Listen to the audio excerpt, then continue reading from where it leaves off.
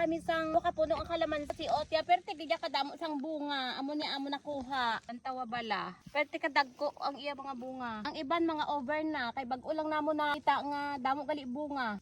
Amo ni hambal ko sa inyo. Nga bisan siot ang kalamansi. Kayang magbigay ng malalaking bunga at juicy. Ganyan. Mga ilang kilo estimate mo nito te? Mga 4 na kilo to. Ganyan ang abilidad ng kalamansi. Deliver ta ni siya nag-order sa aton kay may order sa akon 10 ka kilo. Ito na ko nga una nga gin-harvest sa balay. Ang lang namon karon ang reject kay deliver namon ni sa talipapa. Late na kuya nakakuha sang basket kay di man namon ani sukat akalain na ma-harvest kami sang kalamansi diri. Galing kay nakita namon diri ang 2 ka puno. Perte kadamo sang bunga. May paaman pa nga inya. Tapos may alingayo pa nga pangagat o karaglukan man. Basi kagat bala kita sang alingayo kag masambil ang bibig ta. Content kita ato nya gagawin bata.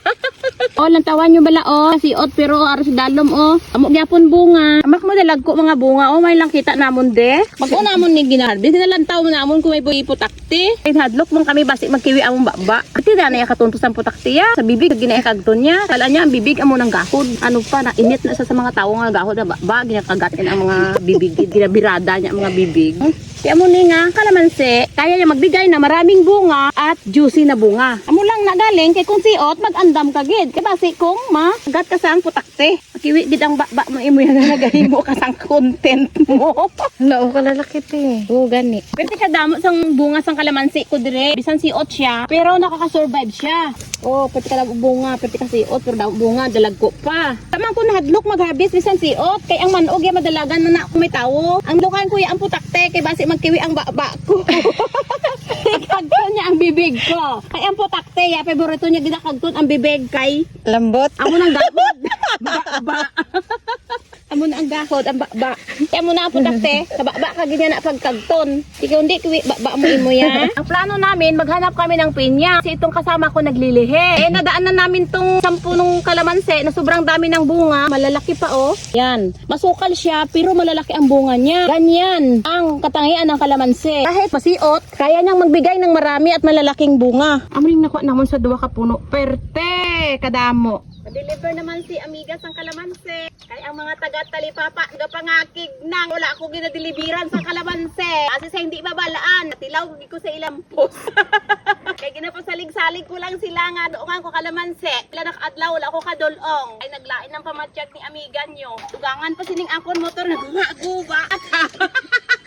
Kakabugat si Amiga nyo sa motor na guba-guba. Ako na yung pinakagwa, mga palikat sa kalamansi kang driver sa driver na mo. May truck eh, magpatay ta. Wala ka lang ako. Riders ni. Magkano ang kilo? 50 daw. Hindi siya mangwa sa kalamansi niya. Sige lang. Tapang mo man, oy. Hindi ka namin ito, maubos mo haw. Nato na video dahil na sila. Kota. Patong ko. Okay, dalawa.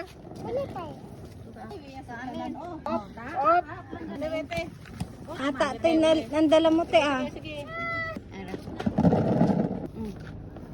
Ay lang akin.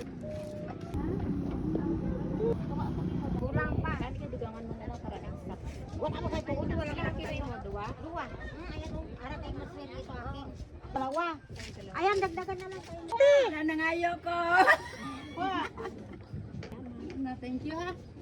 Salamat yun. Salamat.